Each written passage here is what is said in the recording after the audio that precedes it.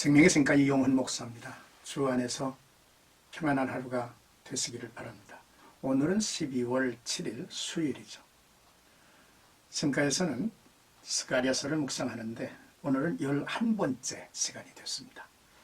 6장 9절에서 15절까지 여호수아의 면류관이라고 하는 주제가 되겠습니다. 스가랴 선지자가 본 8가지 환상은 매우 인상적이고 기억할 만한 상징적 행동으로 마무리가 되죠.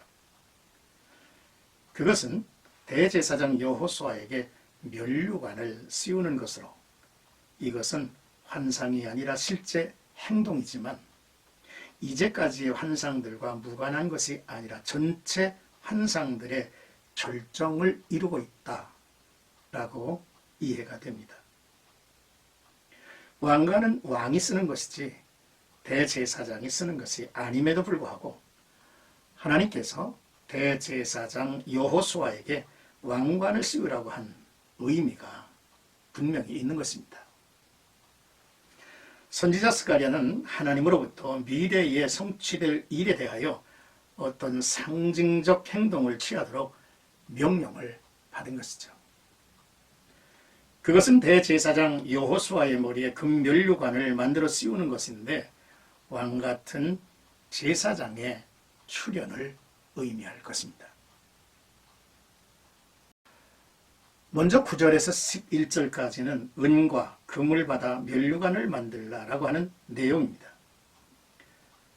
바벨론으로 사로잡혀간 사람들 중 헬데와 도비아와 여다냐가 그곳의 동포들로부터 헌물로 은과 금을 모아서 귀향했습니다.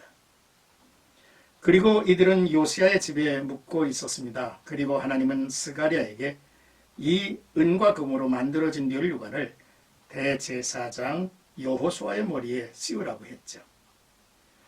이 상징적 행위의 의미는 하나님의 구원의 역사와 관련되며 스가랴의 예언의 절정이라고 말할 수가 있습니다.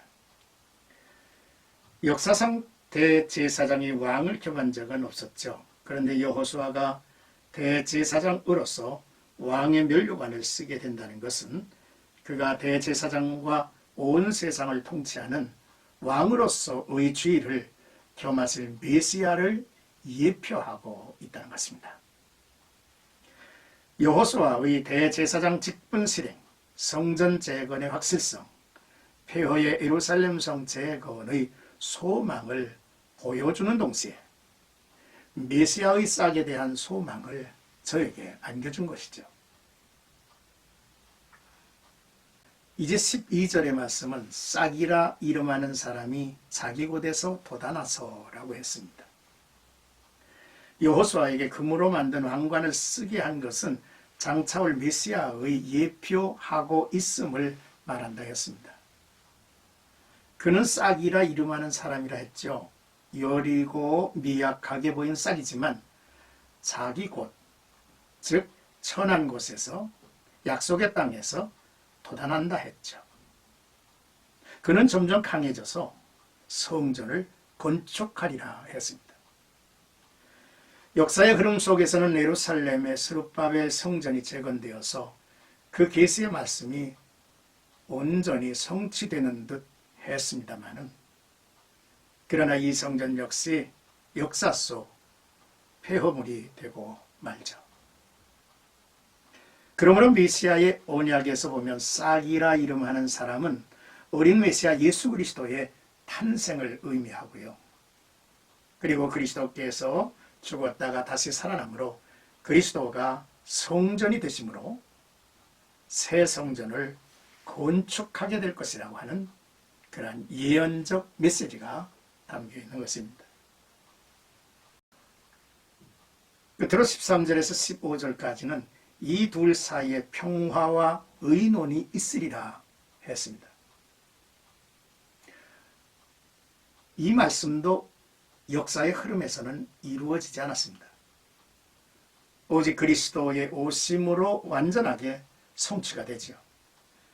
그리스도는 죽음에서 부활하여 영광을 얻으시고 그 자리에 앉아서 전능한 왕으로 다스리시고 또한 대제사장으로 영원한 속죄의 제사를 드리실 것이기 까닭입니다. 그래서 예수 그리스도 안에서 통치적 왕직과 제사장직, 대제사장직 사이에 평화의 의논이 있고 서로 충돌이 없이 하나로 통합될 것임을 의미하죠. 따라서 예수 그리스도가 영원한 선지자요, 제사장이요, 왕이시라고 하는 사실을 예언한 것입니다. 여호수아에게 쓰여졌던 면류관을 성전에 보관하도록 한 이유가 있을 것입니다. 메시아에 대한 소망이 백성들의 마음속에 간직되게 하기 위해서죠.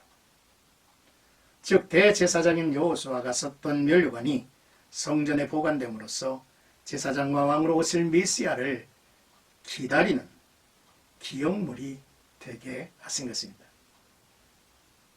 그리고 우리가 주목해야 할 일이 있습니다. 이 소망이 백성들에게 간직되는 데 있어서 바벨론으로부터 금과 은을 가져온 헬렘과 도비아와 여다냐의 헌신과 함께 그들의 친절과 정성으로 환대하며 돌본 요시아의 이름도 언급되어 있다는 사실입니다.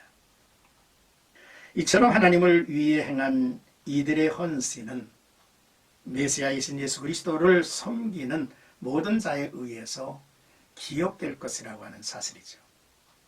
이들의 믿음을 후대들에게 좋은 본이 되는 거울로 삼게 하신 것입니다. 끝으로 먼데 사람들이 와서 여호와의 전을 건축하리라라는 말씀이 있죠. 하나님의 구원 역사를 통해서 세상 만방에서 예수 그리스도를 믿는 자들이 일어나 하나님의 나라, 하늘의 성전을 건설하고 완성해가는 미래의 비전과 복음 역사를 예표하고 있는 예언의 말씀이라고 하는 사실인 것입니다. 참으로 오늘 우리가 읽고 묵상한 이 말씀은 우리의 마음을 설레이고 미래의 비전을 확실하게 해주었던 이 말씀이 이 복음 시대에 이렇게 펼쳐지고 있구나라고 하는 사실을 깨닫게 하는 놀라운 성경인 것을 볼 수 있습니다.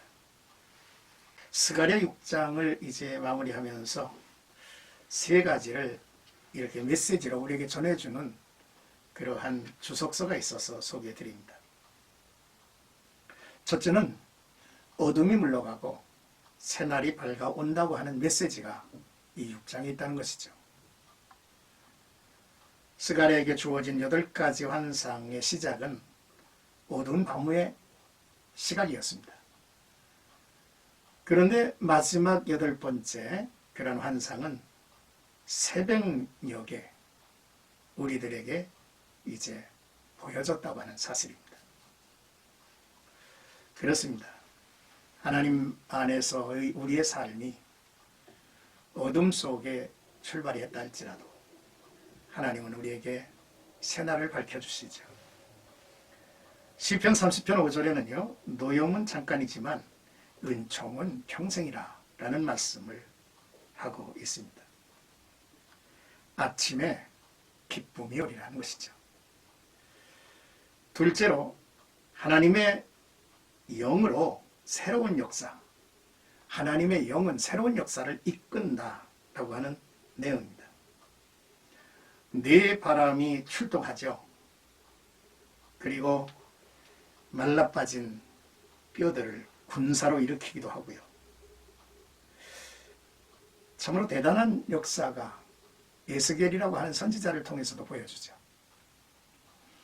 그러므로 사람의 힘으로 능으로 안 되지만 여호와의 신으로는 이루지 못할 일이 없다라고 하는 사실입니다. 셋째, 하나님은 독주를 원하시는 것보다 합주를 좋아하신다라고 하는 메시지입니다.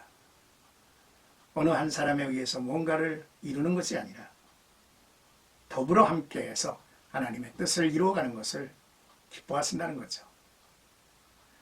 성전 등대에 두 감람나무가 양편에 있듯이 또한 순이라고 하는 이제 이름 많은 사람이 출연해서 하나님의 놀라운 성전을 이룬다고 하시는 말씀처럼 우리가 이 세상에서 주 안에서의 삶을 통하여 하나님과 더불어하고 교회와 더불어하면서 큰 뜻 이루어가는 나와 여러분들이 되기를 주님의 이름으로 축복합니다.